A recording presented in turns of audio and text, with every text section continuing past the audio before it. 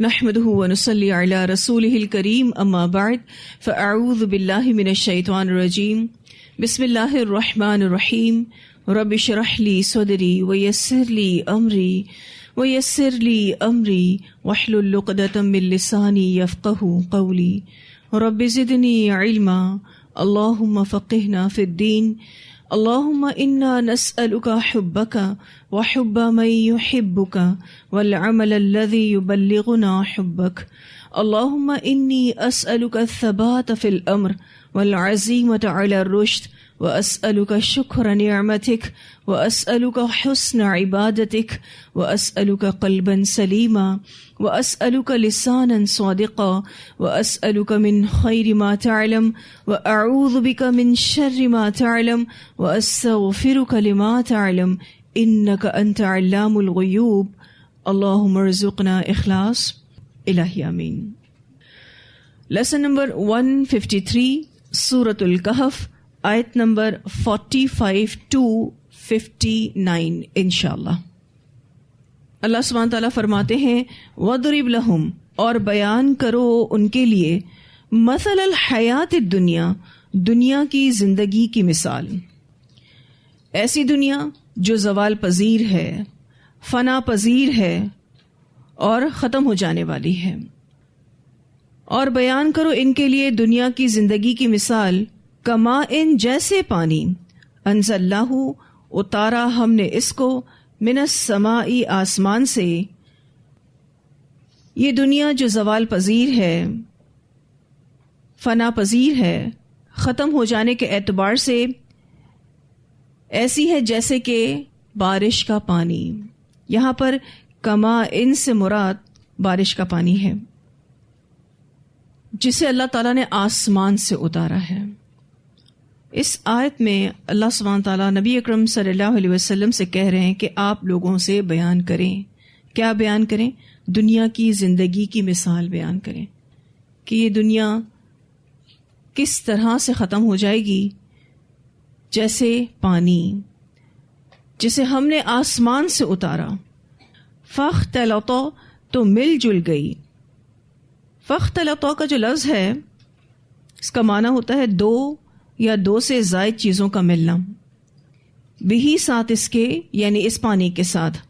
نبات الارض، نباتات زمین کی۔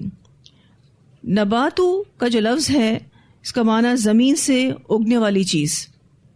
جیسے ہم نے آسمان سے بارش برسائی تو اس کے ساتھ زمین کی نباتات خوب مل جل گئی۔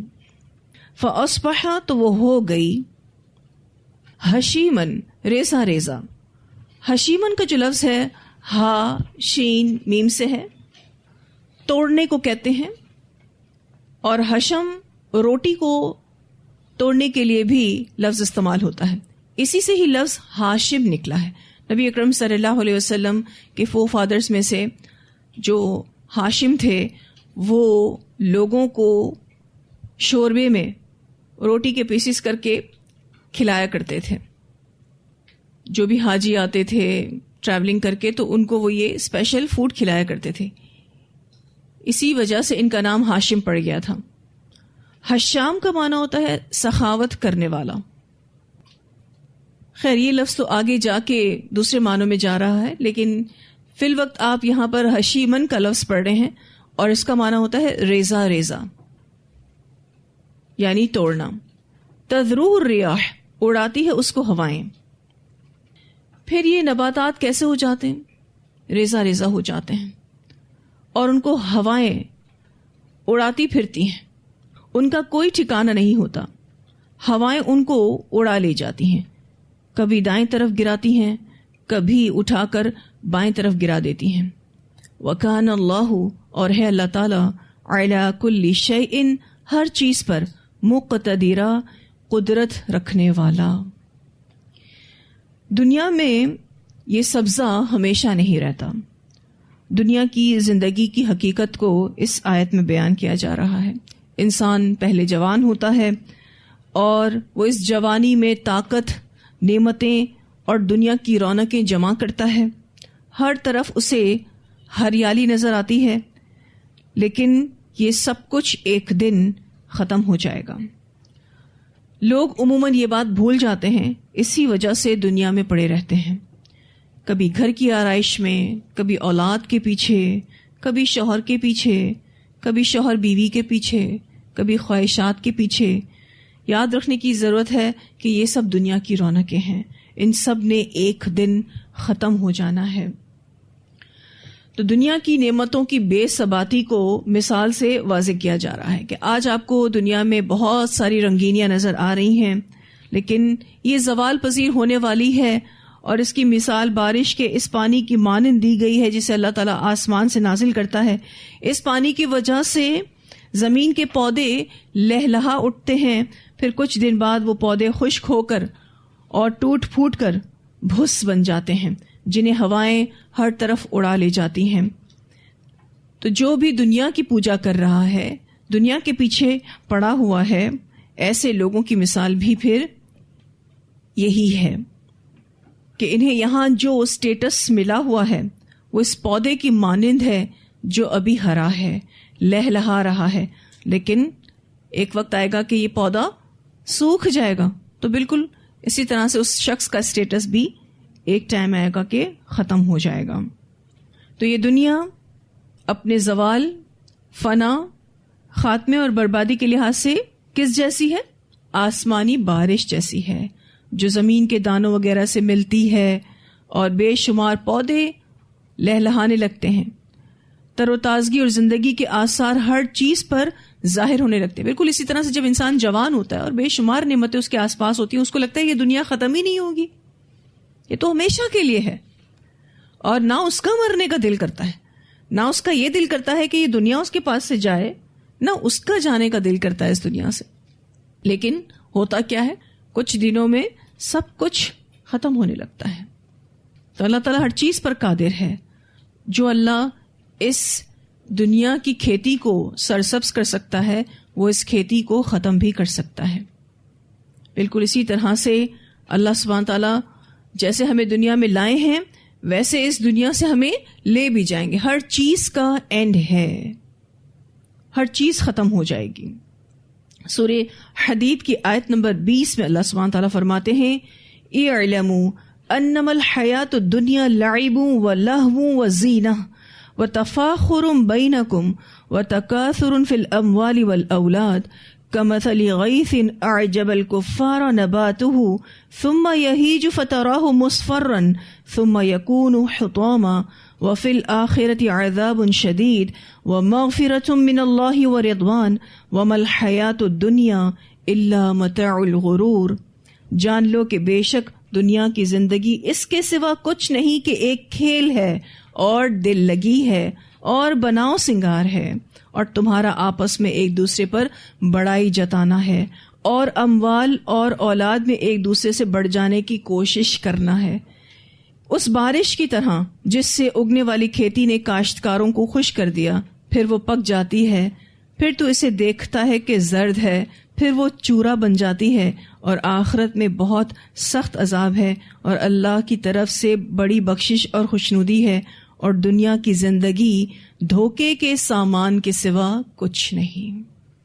نبی اکرم صلی اللہ علیہ وسلم نے فرمایا، دنیا میٹھی اور سرسبز ہے، یعنی بظاہر دنیا میٹھی اور سرسبز ہے جیسے تازہ میوہ، اور اللہ تعالیٰ تمہیں اس میں خلیفہ بنا کر دیکھنا چاہتا ہے کہ تم کیسے اعمال کرتے ہو. اس دنیا میں اٹریکشن کیوں رکھی گئی؟ کہ آپ اس اٹریکشن کے باوجود بھی عمل کیا کرتے ہیں. اس حدیث کو مسلم نے روایت کیا ہے. اور ویسے بھی آپ دیکھیے کہ دنیا کی دوڑ میں لوگ کس طرح سے مصروف ہیں. اللہ کے لیے، اللہ کی عبادت کے لیے لوگوں کے پاس ٹائم نہیں ہے.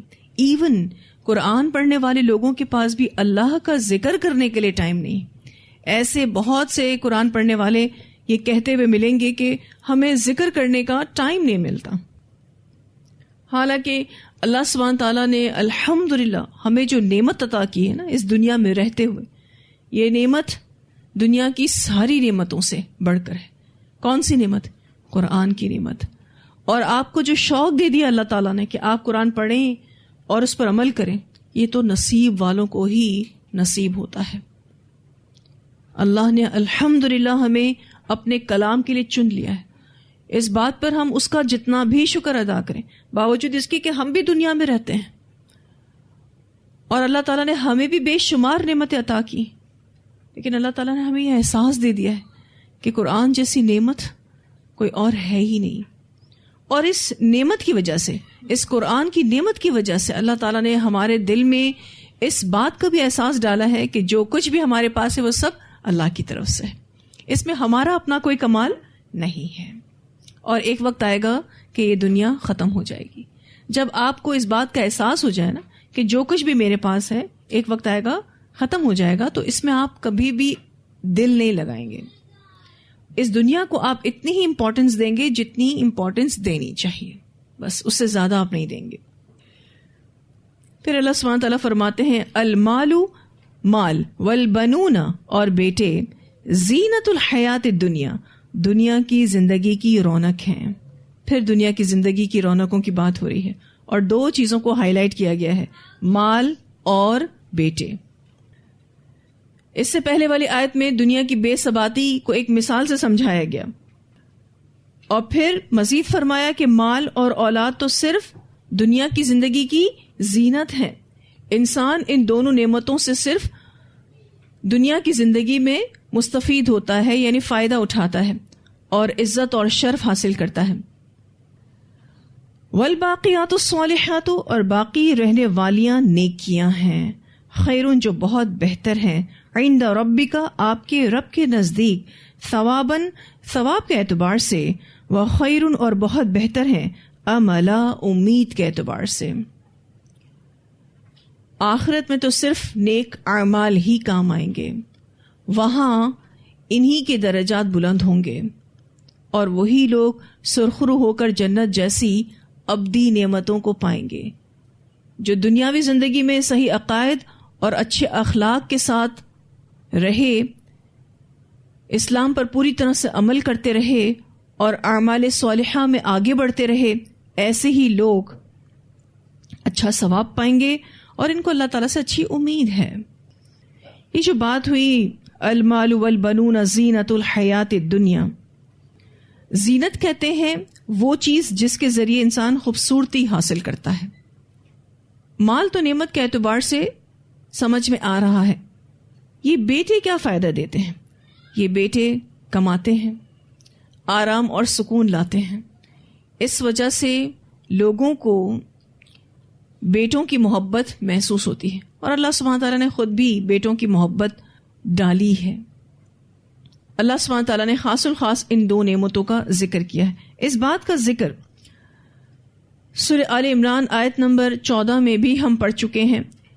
زُيِّنَ لِلنَّاسِ حُبُّ الشَّهَوَاتِ مِنَ النِّسَاءِ وَالْبَنِينَ وَالْقَنَاطِيرِ الْمُقَنطَرَةِ مِنَ الذَّهَبِ وَالْفِضَّةِ وَالْخَيْلِ الْمُسَوَّمَةِ وَالْأَنْعَامِ وَالْحَرْثِ، لوگوں کے لیے نفسانی خواہشوں کی محبت مزین کی گئی، جو عورتیں اور بیٹے اور سونے اور چاندی کے جمع کیے ہوئے خزانے اور نشان لگے ہوئے گھوڑے اور مویشی اور کھیتی ہیں. یعنی اللہ تعالیٰ نے خود ہی ان سب چیزوں کی محبت ہمارے دل میں ڈالی ہے تاکہ اللہ تعالیٰ ہمیں آزمائے. سورہ تغابن کی آیت نمبر 15 میں اللہ سبحانہ تعالیٰ فرماتے ہیں انما اموالکم واولادکم فتنۃ واللہ عندہ اجر عظیم، تمہارے مال اور تمہاری اولاد تو محض ایک آزمائش ہے اور جو اللہ ہے اسی کے پاس بہت بڑا اجر ہے. یہ نعمتیں، مال اور بیٹے، دنیا کی زندگی کی رونق ہیں. والباقیات الصالحات خیر، اور باقی رہنے والیاں نیکیاں ہیں جو بہت بہتر ہیں.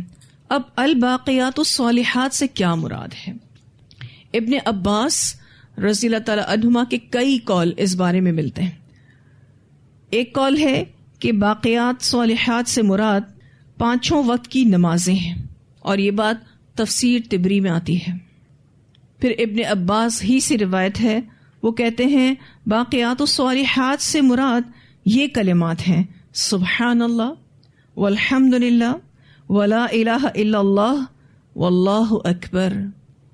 اور ابن عباس کا یہ قول تفسیر طبری میں آتا ہے. پھر یہ کہ حضرت عثمان بن عفان رضی اللہ تعالیٰ عنہ سے پوچھا گیا کہ باقیات الصالحات سے کیا مراد ہے.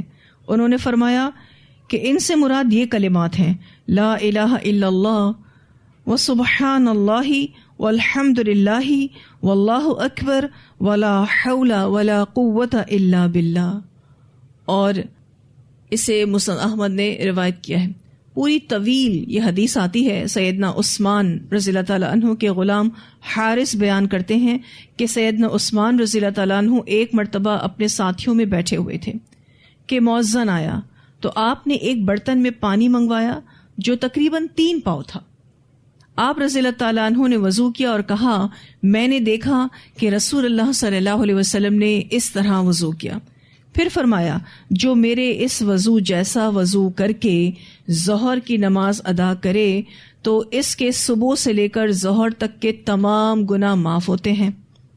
پھر اس نے عصر کی نماز پڑھ لی تو اس ظہر سے عصر تک کے گناہ معاف. پھر مغرب کی نماز پڑھی تو عصر سے مغرب تک کے گناہ معاف. پھر عشاء کی نماز پڑھی تو مغرب سے عشاء تک کے گناہ معاف. پھر رات کو وہ سویا رہا اور صبح اٹھ کر نماز فجر ادا کی تو عشاء سے فجر تک کے گناہ معاف. یہی وہ نیکیاں ہیں جو برائیوں کو دور کرتی ہیں. ان الحسنات یذہبن السیئات. تو عثمان رضی اللہ تعالیٰ عنہ سے لوگوں نے پوچھا یہ تو ہوئی نیکیاں، آپ بتلائیے باقیات الصالحات کیا ہیں؟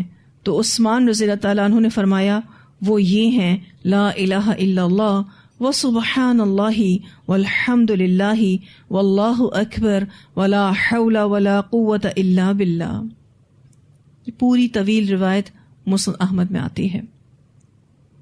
تو آپ یہ کہہ سکتے ہیں کہ جو 5 نمازیں ہیں وہ بھی باقیات الصالحات میں آتی ہیں، اور پھر اس کے علاوہ جو دیگر اذکار عثمان بن عفان رضی اللہ تعالیٰ عنہ نے بیان کیے.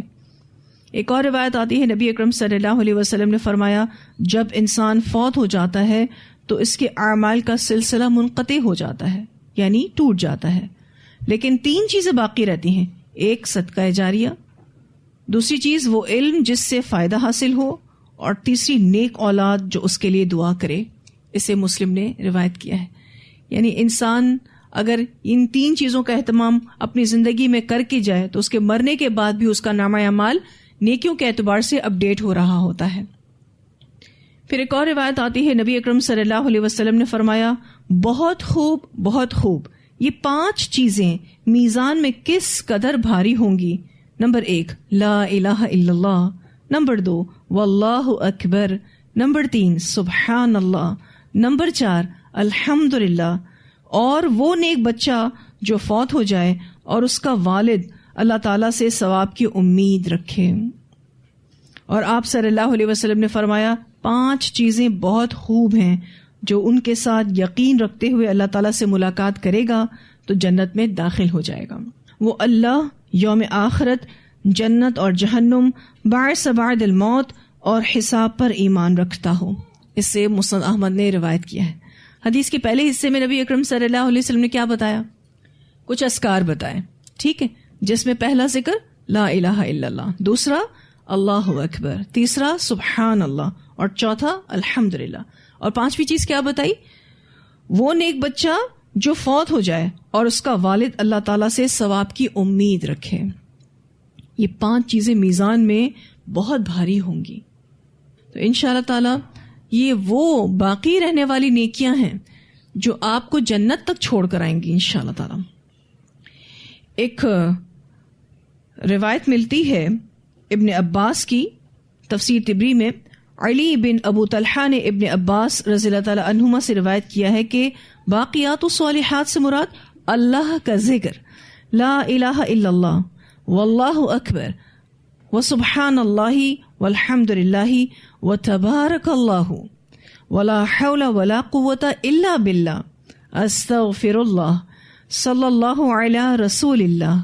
اور روزہ، نماز، حج، صدقہ، غلام آزاد کرنا، جہاد، صلہ رحمی اور دیگر تمام اعمال حسنہ ہیں.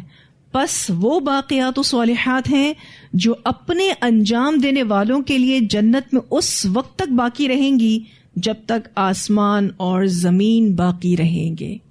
کتنی خوبصورت روایت ہے. بے شمار نیکیوں کو باقیات الصالحات کہہ دیا گیا. اسی لیے مفسرین کہتے ہیں کہ باقیات الصالحات سے مراد تمام نیکیاں ہیں، کیونکہ کوئی مفسر کہتا ہے اس سے مراد 5 نمازیں ہیں، کوئی مفسرین اس کے بارے میں بتاتے ہیں کہ یہ مختلف اذکار ہیں. ٹھیک ہے. اور ابن عباس کے کتنے قول ملتے ہیں. ابن عباس کا ایک اور قول بھی ملتا ہے، وہ کہتے ہیں کہ اس سے مراد پاکیزہ گفتگو ہے. آپ جو اچھی گفتگو کرتے ہیں وہ بھی باقی رہنے والی نیکی ہے. عبد الرحمن بن زید بن اسلم کا قول ہے کہ تمام اعمال صالحہ ہی باقیات صالحات ہیں. اللہ تعالیٰ فرماتے ہیں والباقیات الصالحات خیر عند ربک ثوابا وخیر املا. ہر ہفتے ہمیں یہ سبق پڑھایا جاتا ہے کہ یہ نیکیاں ہی ہیں جو کل قیامت کے دن کام آئیں گی. وہاں انہی کے درجات بلند ہوں گے اور انہی نیکیوں کی وجہ سے اللہ تعالیٰ اپنی رحمت میں ہمیں ڈھانپ لے گا. تو ضروری ہے اپنے عقائد صحیح رکھیں، اخلاق حسنہ کے ساتھ اپنی زندگی گزاریں، اسلام کو کمپلیٹلی فالو کریں، ایک پریکٹسنگ مسلم بنیں اور نیک اعمال میں سبقت لے جانے والے ہوں، نیکیوں میں دوڑ لگائیں. ہم مستقل 15ویں پارے میں ایک دعا پڑھتے آ رہے ہیں جو باقیات الصالحات کے لیے کی جاتی ہے. اللہم انی اسألک الثبات فی الامر والعزیمت علی الرشد واسألک شکر نعمتک واسألک حسن عبادتک واسألک قلبا سلیما واسألک لسانا صادقا واسألک من خیر ما تعلم واعوذ بک من شر ما تعلم واستغفرک لما تعلم انک انت علام الغیوب. یہ دعا مسند احمد میں آتی ہے. اس میں آپ دیکھیں نیکیاں ہی مانگ رہے ہیں. اے اللہ میں تجھ سے اپنے کام کی ثابت قدمی اور نیکی کے کام کا پورا قصد مانگتی ہوں اور تیری نعمتوں کی شکر گزاری کی توفیق طلب کرتی ہوں اور تجھ سے دعا کرتی ہوں کہ تو مجھے سلامتی والا دل اور سچی زبان عطا فرما. تیرے علم میں جو بھلائی ہے میں اس کو مانگتی ہوں اور تیرے علم میں جو برائی ہے میں اس سے تیری پناہ چاہتی ہوں. پروردگار ہر اس برائی سے میری توبہ ہے جو تیرے علم میں ہے. بے شک تو غیب دان ہے، صرف تو ہی غیبوں کو جاننے والا ہے.